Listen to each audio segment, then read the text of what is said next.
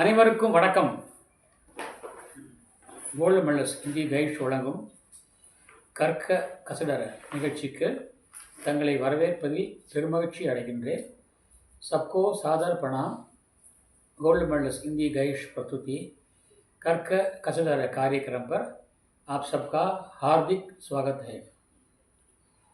आज का कार्यक्रम है प्रवीण उत्तरार्ध परीक्षार्थियों के लिए लाभार्थ. प्राचीन पद संग्रह में जितने भी प्राचीन पद्य हैं उनके बारे में हम विचार विमर्श कर रहे हैं.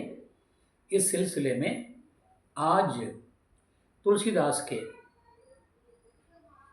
विनय पत्रिका के एक पद्य को लेकर हम आज बात करने वाले हैं. துளசிதாசனுடைய வினய் பத்திரிகா என்ற நூலினுடைய ஒரு பகுதியை எடுத்து அது பிரவீன் உத்தராத் போர்ஷனில் இருக்கிறது.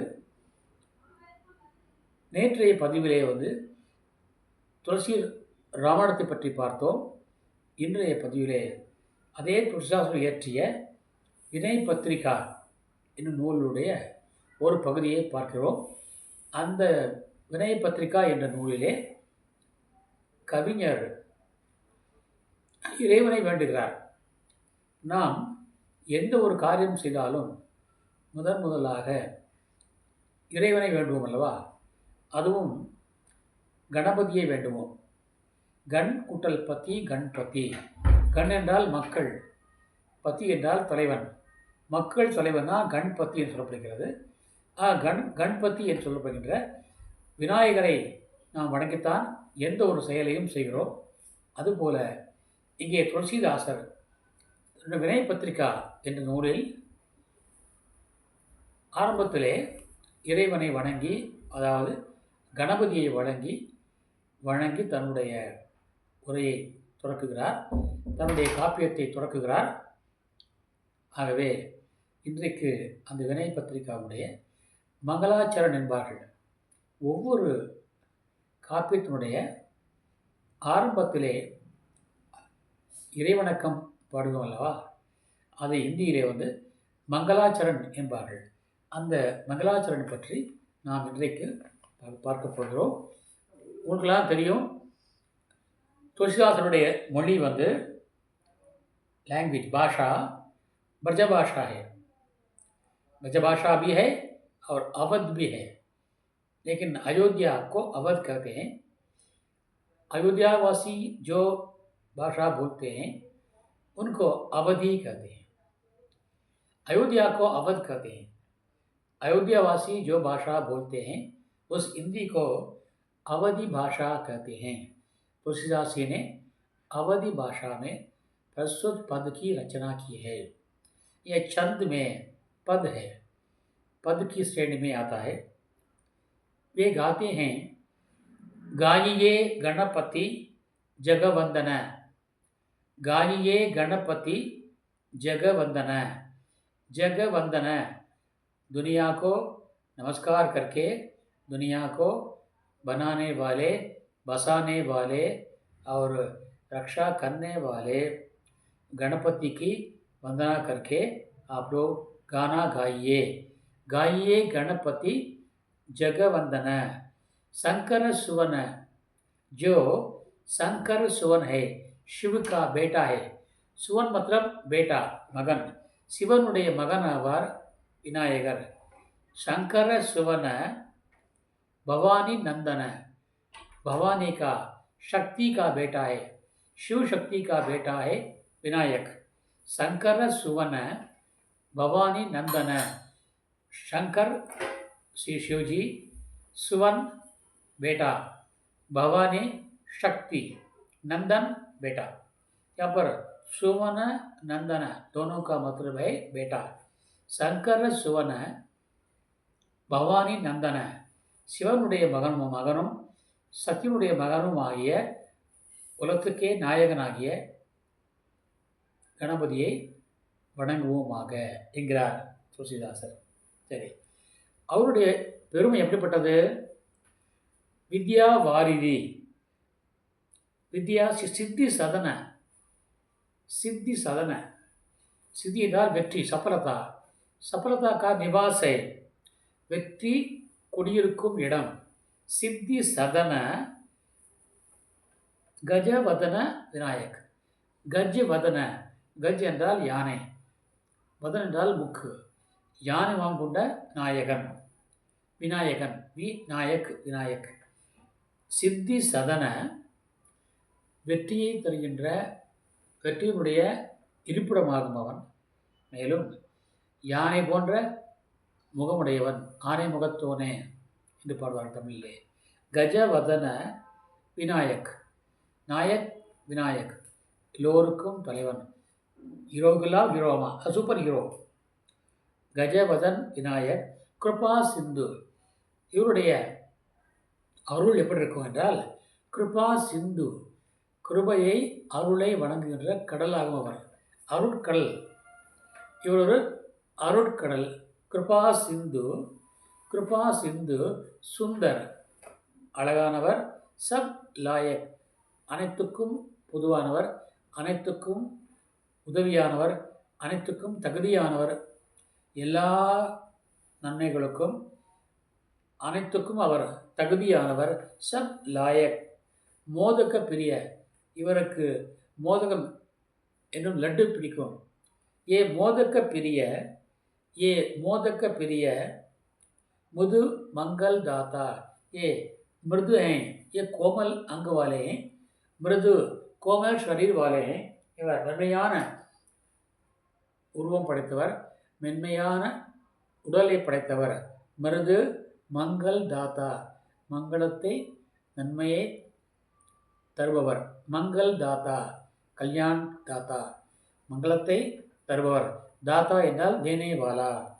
மிருது மங்கள் தாத்தா, மென்மையான உள்ளம் கொண்டவர், மென்மையான உடலை கொண்டவர், மேலும் மங்களத்தை நன்மையை தருபவர். மங்கள் தாத்தா. विद्या वारिधि, विद्या वारिधि, विद्या का मतलब है कल्वी, शिक्षा, शिक्षा का समुद्र है. वारिधि என்றால் समुद्र. विद्या वारिधि, கல்வி கடலாவார். வித்யா வாரிதி, கல்வி கடலாவார்.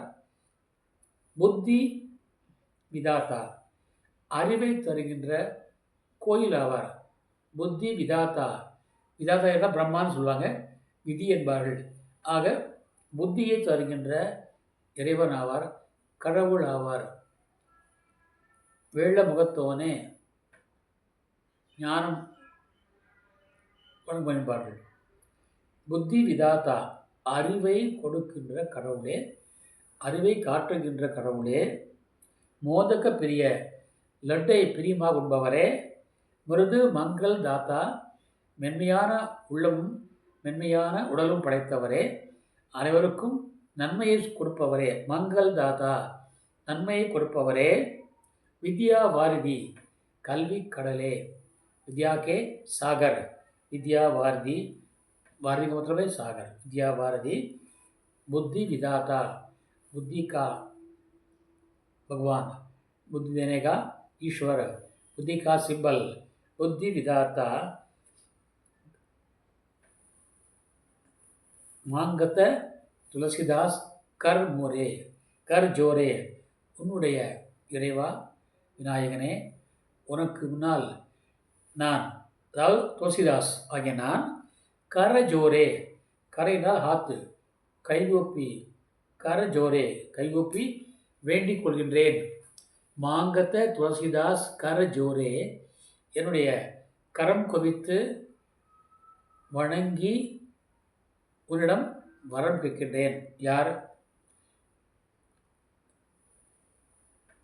துளசிதாஸ் ஆகிய நான் உன்னிடம் என் கரம் குவித்து வரம் கேட்கின்றேன். மாங்கத கர ஜோரே, மசஹி ராமசிய மானச மோரே. ராமாயண கதையிலே ஒருவர் ஹனுமானை பார்த்து கேட்கிறார், நீ மிகப்பெரிய ராம்பக்தன் என்கிறாயே, உன்னுடைய மனதிலே என்றைக்கும் ராமனும் சீதாவும் குடியிருப்பாள் என்கிறாயே, உன்னால் அதை நிரூபிக்க முடியுமா? எங்கே உன்னுடைய இதயத்தை பிளந்து காட்ட பார்க்கலாம். அதில் ராமனும் சீதையும் இருக்கின்றாரா என்று பார்க்கலாம் என்று அவரிடம் சவால் விட்டார்களாம். உடனே ஹனுமான் தன் இதயத்தை பிளந்து காட்டினான். அப்பொழுது அங்கே ராமனும் சீதையும் ஒன்றாக அமர்ந்துள்ள காட்சியை கண்டு அனைவரும் வியந்தார்களாம். இது ஹனுமானுடைய வரலாற்றிலே நாம் அறியப்படுகிறது. இங்கே துளசிதாஸ் சொல்கிறார், பசையி ராமசிய மானசு மோரே. மோரே மொத்தம் மேரே, மேரே மன்மே அமேஷா அமேஷா கேலியே. பசே அதாவது குடியிருக்க வேண்டும், என்னுடைய மனதே எப்போதும் என்றென்றும் ராமனும் சீதையும் குடியிருக்க வேண்டும். அதற்கு விநாயகரே நீங்கள் எனக்கு அருள் புரிவீர்களாக என்று நான் உங்களிடம் கரம் குவித்து வேண்டி கேட்டுக்கொள்கின்றேன். மாங்கத்த तुलसीदास कर जोरे, मांगता मांगता हूँ, तुलसीदास जी मैं मांगता हूँ, कर जोरे अपने हाथ जोड़कर आपसे मांगता हूँ, राम और सीता बसहु मानस मोरे, मेरे मन में, मेरे मन रूपी मंदिर में हमेशा सीता और राम बसे रहे, यही मेरी आपसे प्रार्थना है. मैं आपसे विनायक जी आपसे कुछ नहीं चाहता, सिर्फ यही चाहता हूँ, हाथ जोड़कर आपसे यही मांगता हूँ. क्या वर मांगता हूँ? राम और सीता सदा मेरे मन में बसे रहें, यही मेरी आपसे सविनय प्रार्थना है. दोबारा कहता हूँ, मीண்டும் சொல்கிறேன். गाइए गणपति जगवंदन, गाइए गणपति जगवंदन. आशा है कि आपको भावार्थ समझ में आ गया होगा. दुनिया आपकी तारीफ करती है, दुनिया आपको प्रणाम करती है, दुनिया आपकी पूजा करती है. उस विनायक की मैं भी पूजा करता हूँ, मैं भी प्रार्थना करता हूँ, आप भी गाइए. शंकर सुवन, वो क्या है? शंकर सुवन भवानी नंदन. सुवन मतलब बेटा, नंदन मतलब बेटा. आप विनायक शिव जी के बेटे हैं और पार्वती के बेटे हैं. शंकर सुवन என்றால் बेटा, नंदन என்றால் बेटा. तो சொல்கிறோம்ல, நந்தலாலா, நந்தக்கா बेटा கண்ணன். அதுபோல் विद्या सिद्धि सदन, सिद्धि सदन सफलता देने वाला निवास है. सफलता का निवास है, வெற்றியினுடைய திருக்கோயில், வெற்றியின் இருப்பிடம். गजवदन, आपका मुख हाथी के समान है, हाथी के समान चेहरे वाला. யானை முகத்தோன், गज என்றால் हाथी, वदन என்றால் முகம். गजवदन विनायक, विनायकरे. कृपा सिंधु, சிந்து மிதம் சாகர், அருள் கடலே, அருளை கொடுக்கின்ற கடலே. கிருபா சிந்து சுந்தர், அழகானவரே. சப் லாயக், எல்லா விதத்திலும் தகுதியானவரே. சப் லாயக், குவாலிஃபைடு பர்சன். சப் லாயக், மோதக பிரிய, லட்டுவை மோதகத்தை பிரியமாக உண்பவரே. மோதக் பிரிய. மது மங்கள் தாத்தா, மென்மையானவரே, எல்லோருக்கும் நன்மையையே மங்களத்தையே அருள்பவரே. மங்கள் தாத்தா. வித்யா வாரிதி, கல்வி கடலே. வாரிதி மத்தலப் சாகர். வித்யா வாரிதி புத்தி விதாத்தா, அறிவினுடைய ஆலயமே, அறிவினுடைய பிரம்மாவே, அறிவை கொடுக்கின்ற விதியே, கடவுளே. புத்தி விதாத்தா மாங்கத்த துளசிதாஸ் கர ஜோரே. இத்தனை பெருமையும் படைத்த விநாயகரே, கணபதியே, பிள்ளையாரே, உனக்கு முன்னால் நான் என் கரம் கூப்பி வேண்டிக் கொள்கின்றேன். மாங்கத்த மாங்தாவும் கேட்கின்றேன். கர ஜோரே, கைகூப்பி கேட்டுக்கொள்கின்றேன், கரம் கூப்பி கேட்டுக்கொள்கின்றேன். பசஹி बसना चाहिए, बसें. रामसिय, राम और सीता सदा हमेशा मानस मोरे। मोरे मतलब मेरे। राम और सीता हमेशा मेरे मन में बसे रहें, यही मैं आपसे मांगता हूँ। मैं और कुछ नहीं मांगता। धन दे दो, दौलत दे दो, ये मत नहीं मांगता। सिर्फ राम और सीता सदा मेरे मन में बसे रहें, यही मैं आपसे मांगता हूँ। तुलसीदास की ये प्रार्थना अति सुंदर है, अति प्रशंसनीय है और हमारे लिए प्रेरणादायक है। आशा है कि आप लोग विनायक से प्रार्थना करेंगे। गाइए गणपति जगवंदन शंकर सुवन भवानी नंदन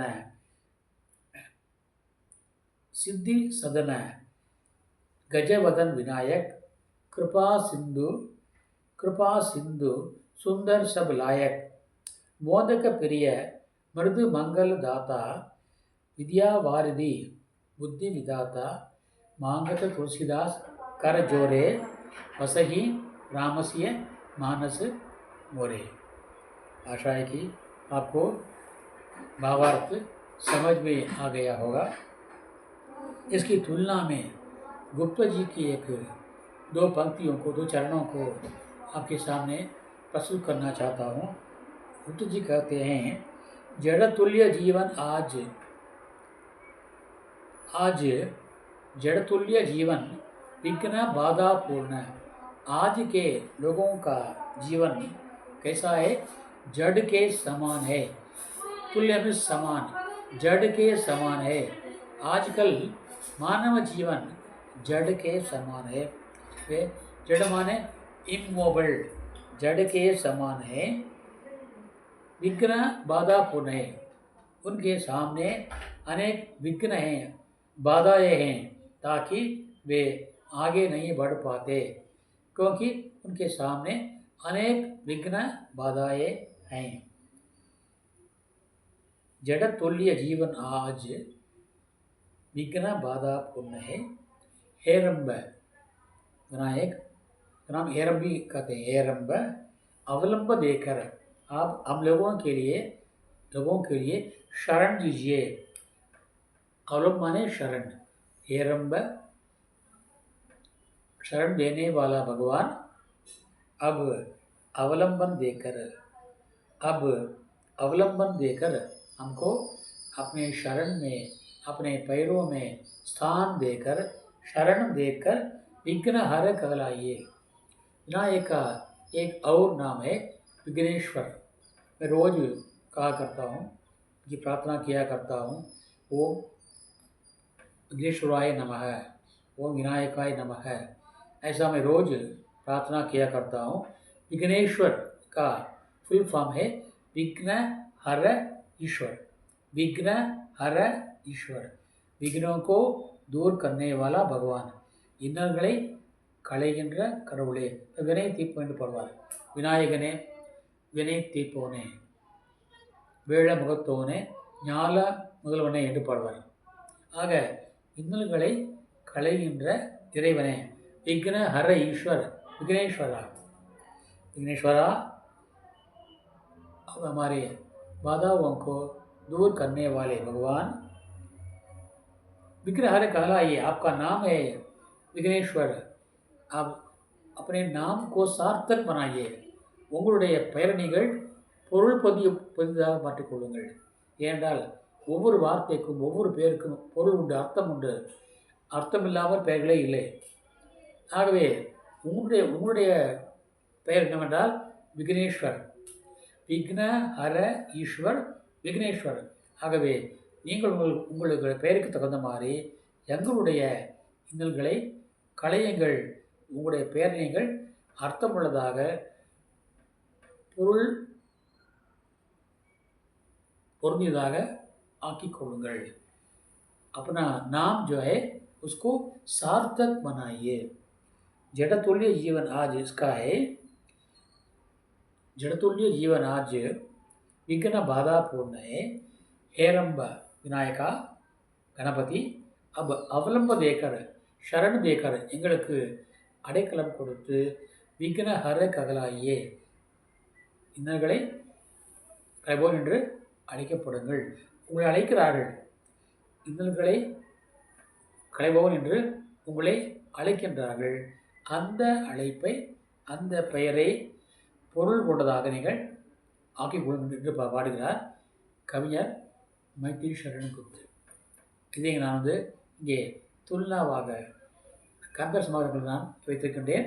ஆகவே இது போன்று நீங்கள் கம்பேர் பண்ணி நீங்கள் படியுங்கள். உங்களுடைய அறிவை வளர்க்கும். அறிவியலே சொல்லவில்லை, உங்களுடைய நாலேஜை இம்ப்ரூவ் பண்ணிக்கலாம் இதன் மூலமாக. ஆகவே நான் ஒவ்வொரு பாடலுக்கும் இது போன்று சிறந்த துல்னா பாவ் சாமியை நான் தருவேன். அதை நீங்கள் என்னுடைய புக்கில் நான் கொடுத்துருக்கின்றேன். அதை நீங்கள் பயன்படுத்திக் கொள்ளுமாறு அன்போடு வேண்டுகின்றேன். இங்கே விநாயகருடைய பெருமைகளை துளசிதாஸ் மட்டுமல்ல, குப்துஜி அவர்களும் சொல்வதை நான் உங்களுக்கு விரும்புகிறேன். ஆகவே இந்த பதிவு உங்களுக்கு மிகவும் சிறந்த பதிவாக இருக்கும் என்று கருதுகிறேன். ஆகவே அனைவரும் இதை லைக் செய்யுங்கள், ஷேர் செய்யுங்கள், நண்பர்களுக்கும் பகிருங்கள், சப்ஸ்கிரைப் செய்யுங்கள். மேலும் கமெண்ட்ஸிலே தங்களுடைய கருத்துக்களை வெளியிடுங்கள். அது எனக்கு உரமாக இருக்கும், வரமாக இருக்கும். ஆகவே கண்டிப்பாக நீங்கள் செய்திருப்பீர்கள் என்று நம்புகிறேன். ஆகவே என்னுடைய நம்பிக்கையை நிச்சயமாக வீண் போகாது என்று சொல்லி இத்துடன் நிறைவு செய்கின்றேன். நாளை ஒரு புதிய தலைப்போடு தங்களை சந்திக்க இருக்கின்றேன். அதுவரைக்கும் விடைபெறுவது தங்கள் आर सुंदरराजन। कल ये शिष्य के साथ आपसे मिलने वाला हूँ। तब तक के लिए आपसे विदा लेने वाला है आपका सेवक आर सुंदरराजन। धन्यवाद धन्यवाद धन्यवाद। नंद्री नंद्री नंद्री। जय हिंद।